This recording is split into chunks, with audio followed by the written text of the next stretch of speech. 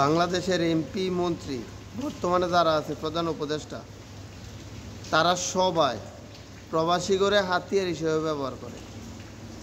যে সময় বিপদে পড়ে ওই সময় প্রবাসীর কথা মনে পড়ে, তখন দুই চারটা কথা কয়। এছাড়া প্রবাসী করে নিয়ে মাথা কামানোর সময় তাকে নাই।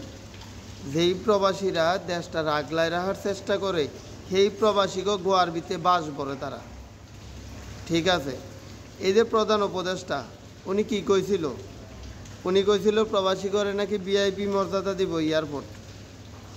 ঠিক আছে, তারপরে এই যে আরেকজন আছে বাটফার আসিফ নজরুল, উনি কি কইছে? উনি কইছে নাকি প্রবাসীগুলোকে হাসপাতাল দিব। বাংলাদেশ হাসপাতাল নাই তো। ঠিক আছে, মালয়েশিয়াতে প্রতিনিয়ত মানুষ অবৈধ হইতেছে, প্রতিনিয়ত। ঠিক আছে, আপনারা সরকারের ক্ষমতায় আছেন এখন, আপনারা যদি মালয়েশিয়ার সরকারের লগে এটার সমস্যার সমাধান না করতে পারেন, আপনারা এত ক্ষমতা আপনারা নোবেল পাইছেন, আপনাকে আন্তর্জাতিক লেভেলের সম্মান আছে, হ্যাঁ, এখন দেশের সরকার আপনারা, তাহলে তো এটি মূল্যহীন। আপনাকে এত পাওয়ার, তারপরে সরকার ক্ষমতা থাকা অবস্থায় আপনারা এটার সমস্যার সমাধান করতে পারেন নাই, তার মানে কি এটি মূল্যহীন? কোনো মূল্য নাই তৈরির। তারপর তো আবার আরেকটা আইন চালু করে দিচ্ছেন আপনারা, মানুষগুলা বিদেশ থাকে, যেমন অনেক মানুষ আছে 3 বছর 4 বছর 5 বছর 7 বছর পরে বাড়িতে যায়, তো গেলে বাইরের লাগে একটা বাহের লাগে একটা, ঠিক আছে, মোবাইল নেয়।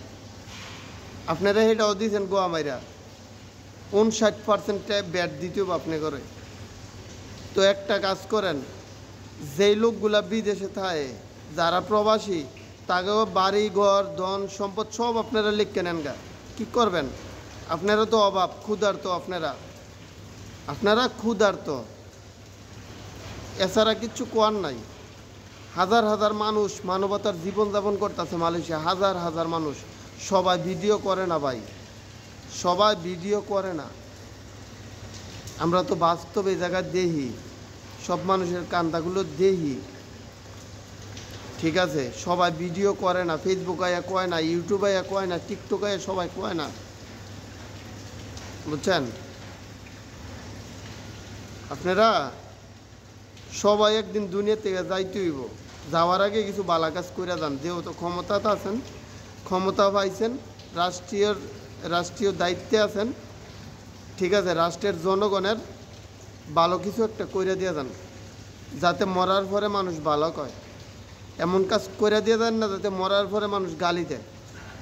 সবাই ভালো থাকবেন, ভিডিওটা শেয়ার করেন, সাবস্ক্রাইব করে রাখেন।